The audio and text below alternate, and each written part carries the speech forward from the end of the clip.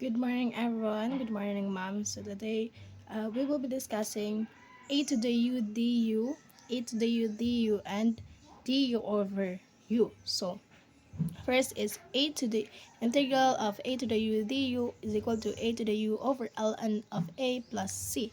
So in integral of 6 to the power of 3x dx. So let u is equal to 3x and du is equal to 3 dx since so integral of 6 to the power of 3x and then ang du which is ang 3 dx since we have 3 here since nadungag nga 3 dire nga wala diari multiply ta diri sa gawas og 1 over 3. So that would be 1 over 3 times 6 to the power of 3x and ang ln so ln of 6 plus c.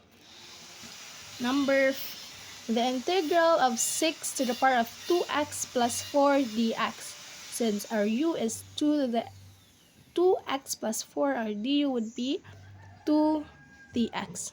So the integral of 6 to the power of 2x plus 4, 2 dx. Again, we added, or we have 2 here, so we will be butang na diri sa gawas og 1 over 2. So 1 over 2 times 6 to the power of 2x plus 4 over ln of 6 plus c.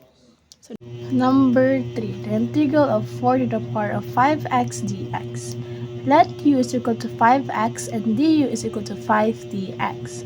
So the integral of 4 to the power of 5x, then our du 5 dx. Since we have 5 here nga wala din himo, wala sa gawas og 1 over 5. So that would be, or our answer would be 1 over 5 times 4 to the power of 5x ln of 4 plus c.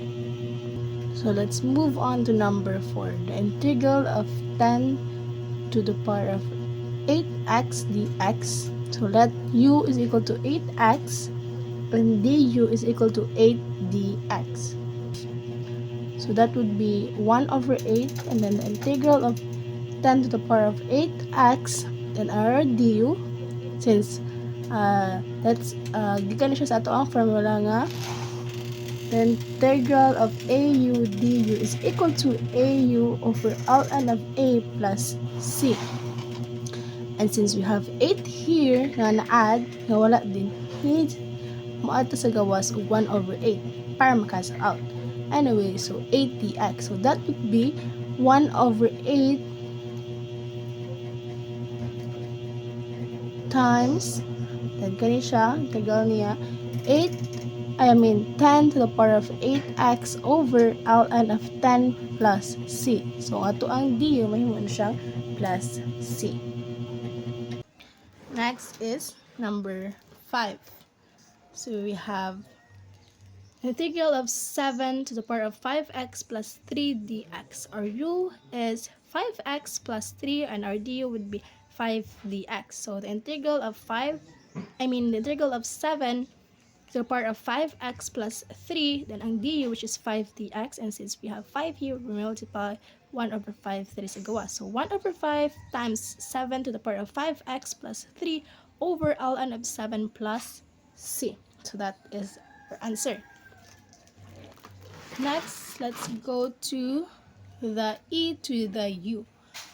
So the integral of e to the u du is equal to e to the u plus c. So the integral of e to the 2x, e to the 2x. So our u here is 2x and du which is 2 dx. So the integral of e to the power of 2x and our du which is 2 dx, and since we have 2 here, we will multiply outside 1 over 2. So that would be 1/2 of times e to the 2x plus c.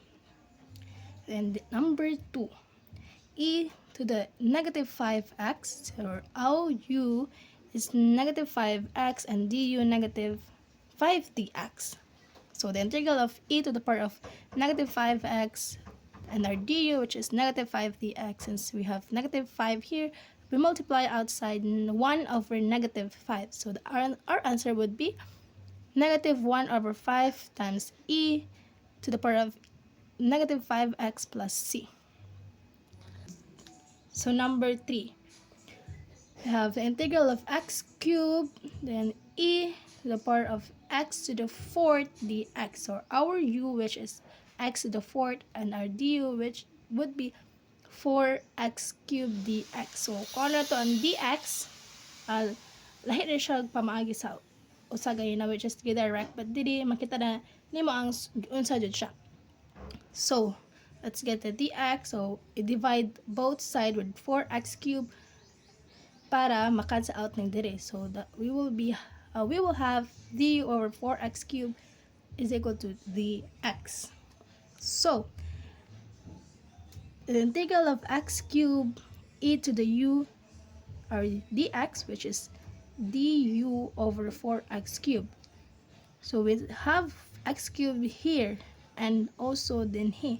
So makancel out ang x cubed dinre o dire. So we will have e to the u and our du, which is the 4x cubed plus the x. Since we have 4 here, so ato siyang adan dire sa gawas og 1 over 4. So 1 over 4 e to the power of x fourth plus c.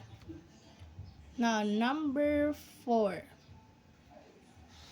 The integral of e to the x squared of 1 minus e x dx. So our u is 1 minus e x, and du, which is negative ex dx.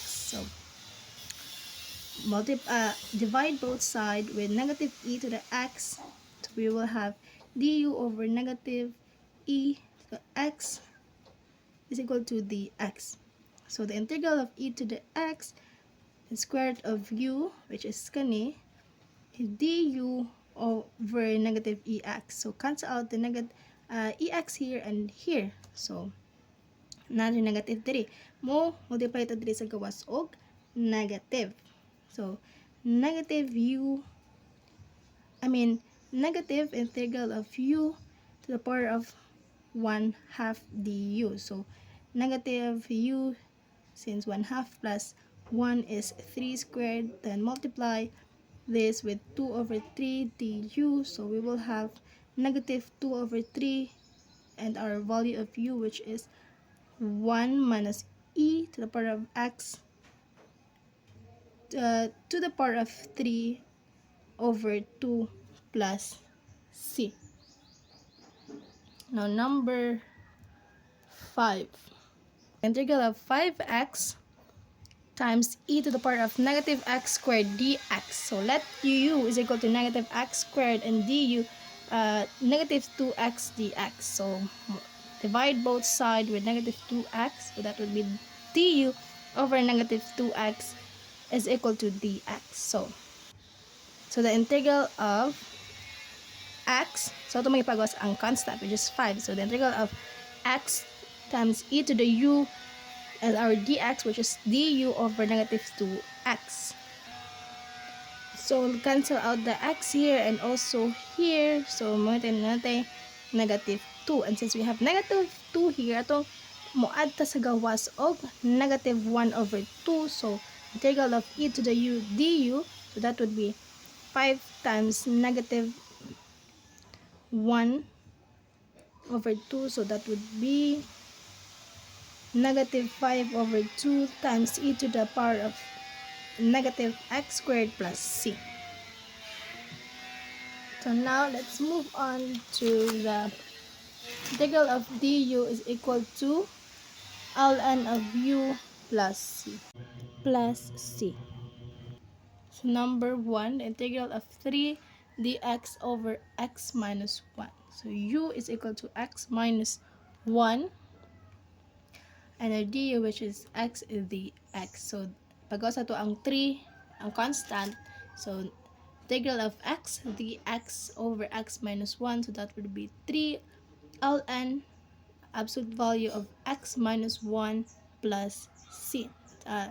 This is from our formula. Integral of du over u is equal to ln of u plus c. So ln of u, which is our kani, then plus c. Number 2. Integral of x squared minus 2dx over x cubed minus 6x plus 2. Our u here is x cubed minus 6x plus 2, so our du would be 3x squared minus x dx. And since x squared minus 2 naman na siya diri, ato siyang i-factor para, so i-factor ito siya. So that would be 3x squared minus 2 dx. So, integral of 3, which is our du, kani 3 times x squared minus 2 dx over x cubed minus 6x plus 2.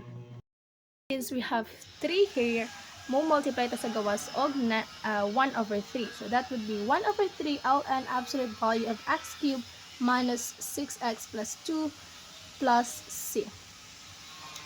So next is number 3. So the integral of 4 dy over 5y plus 2. So our u is 5y plus 2 and our du would be 5 dy. So pag-asa to ang constant, which is 4, so that would be 4 the integral of du, which is 5 dy over 5y plus 2. Since we have 5 here, multiply sa gawas og 1 over 5. So that will be 4 over 5 ln of 5y plus 2 plus c. Number 4 is integral of x squared dx over 4x cubed minus 3. So u here is 4x squared minus 3. d would be 12x squared dx. So integral of 12x squared dx over 4x cubed minus 3. And since we have 12 here, add na dili sa gawas or multiply ta sa gawas og 1 over 2. So 1 over 2 ln absolute value of 4x cubed minus 3 plus c is our answer. Next is number 5. The integral of sine 3x dx over 7 plus 5 cos 3x. Our u is 7 plus 5 cos 3x. And our du would be negative 15 sine 3x dx. So, integral of negative 15 sine 3x dx over 7 plus 5 cos 3x. Since we have negative 15 here nga nadungag, multiply ta sa gawas og negative 1 over 5. So, negative 1 over 15. So, that our answer would be negative 1 over 15 ln and the absolute value of 7 plus 5 cos 3x plus c. So this would be our answer.